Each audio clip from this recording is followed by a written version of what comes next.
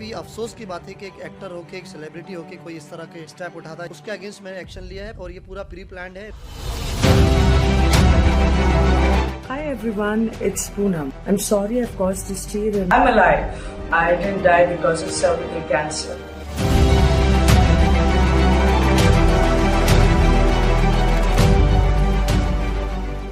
Hi, this is Faizan Ansari. You are watching me on ABC News. Keep watching.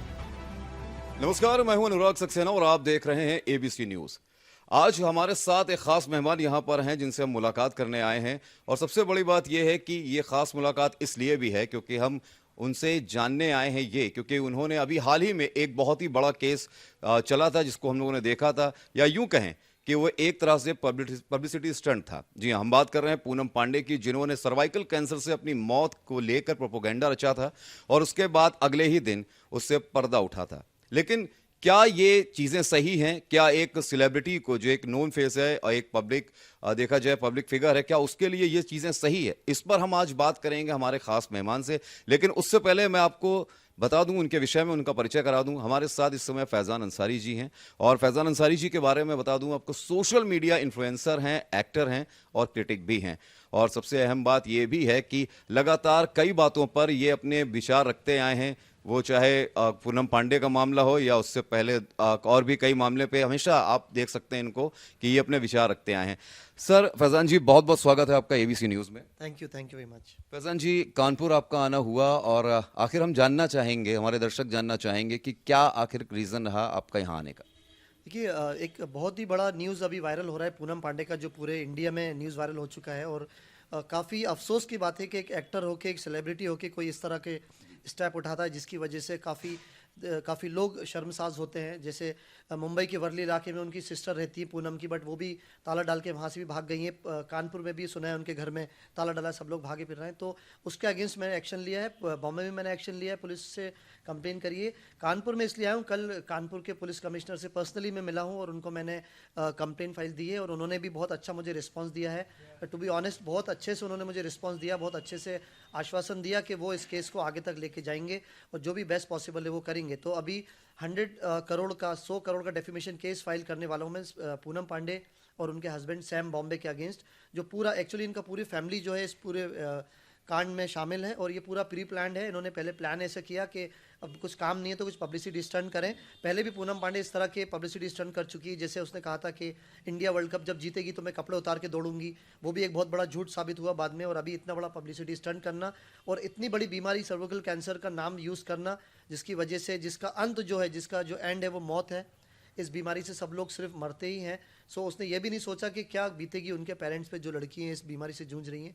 तो एक और मौका मैं पूनम पांडे को देना चाहता हूँ। मेरी कोई पूनम पांडे से पर्सनली दुश्मन नहीं है या उनके फैमिली से, कि अगर वो 2 करोड़ रुपए किसी भी कैंसर हॉस्पिटल में इंडिया के देती हैं, जहाँ पे जो इस पेशेंट जो पेशेंट हैं जो इस बीमारी से जूझ रहे हैं उनका इलाज फ्री हो सके, इस पैसे से हो सके, तो मैं ये केस वापस ले सकता हूँ। और जो भी मैंने केस किए हैं ऑलरेडी वो भी वापस कर सकता हूँ। तो मेरी डिमांड है पूनम पांडे से, अगर 2 करोड़ रुपए कानपुर के किसी हॉस्पिटल को या इंडिया के किसी भी हॉस्पिटल में वो देंगी बच्चों के इलाज के लिए, कैंसर पीड़ितों को, तो मैं ये केस वापस ले सकता हूँ।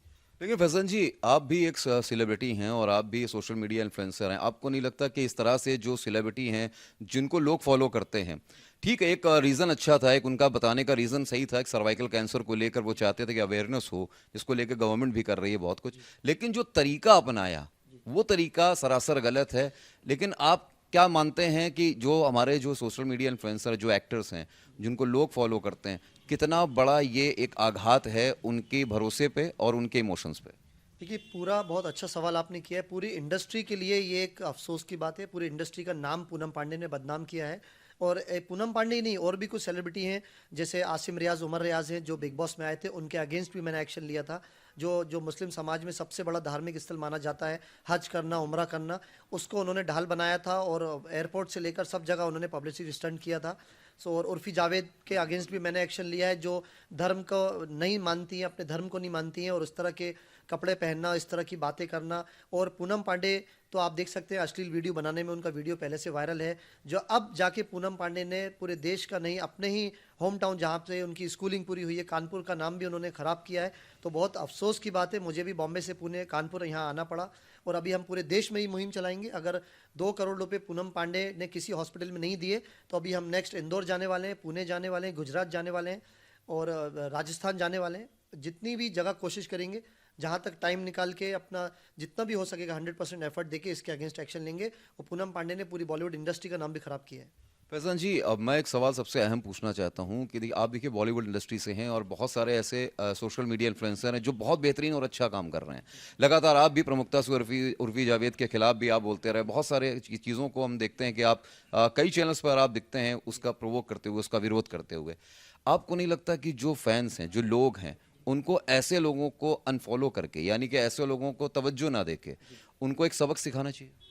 बिल्कुल, बिल्कुल सही बात है। मैं ये भी कहना चाहता हूँ जो पूनम पांडे के सोशल मीडिया फॉलोअर्स हैं इंस्टाग्राम पे, वो उसको तुरंत इमीडिएटली अनफॉलो करें। और सबसे बड़ी बात ये है कि एक डर जो पूनम पांडे ने पूरी देश की औरतों के बीच में डाल दिया है कि 32 साल की उम्र में भी कोई जवान लड़की मर सकती है, इससे बड़ी शर्म की बात क्या है कि उसने पूरे देश को डरा दिया है। और जो लड़की इस बीमारी से जूझ रही थी, सर्वाइकल कैंसर से, उनके जो पेरेंट्स हैं उनको तो लग रहा होगा कि अब हमारी बच्ची के साथ भी यही होने वाला है, क्योंकि इस बीमारी का अंत मौत है।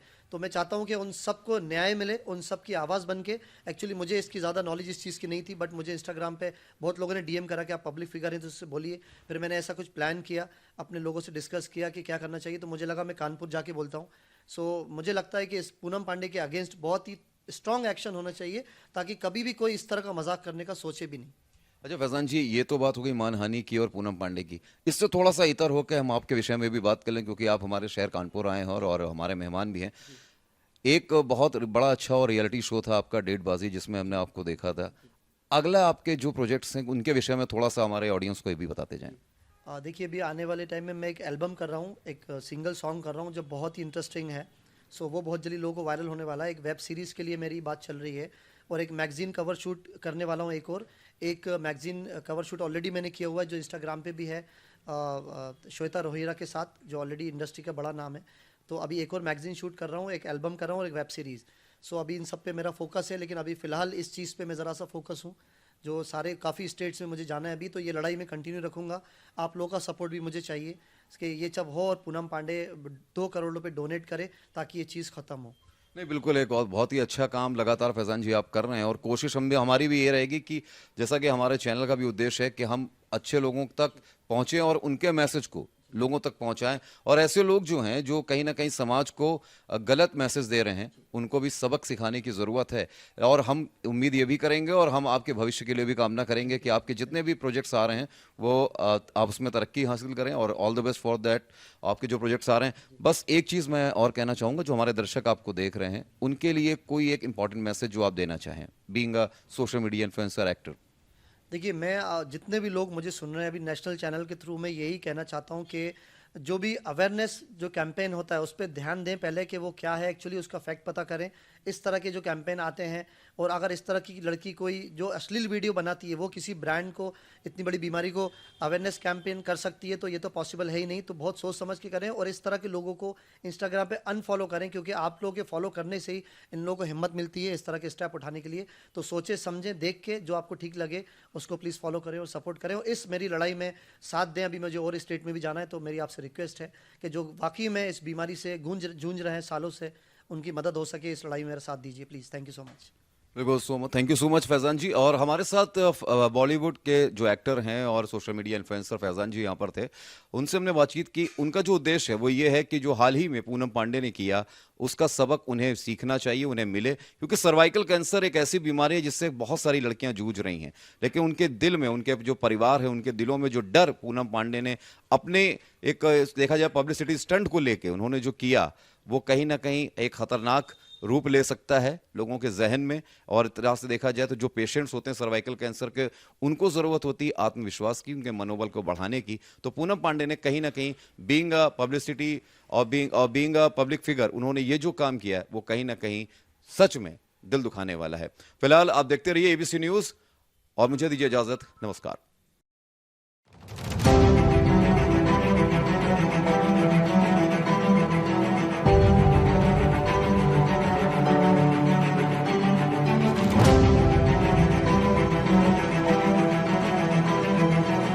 काफ़ी अफसोस की बात है कि एक एक्टर होके, एक सेलिब्रिटी होके कोई इस तरह के स्टेप उठाता है। उसके अगेंस्ट मैंने एक्शन लिया है और ये पूरा प्री प्लान्ड है। Hi everyone, it's Poonam. I'm sorry I've caused this tear. I'm alive. I didn't die because of cervical cancer.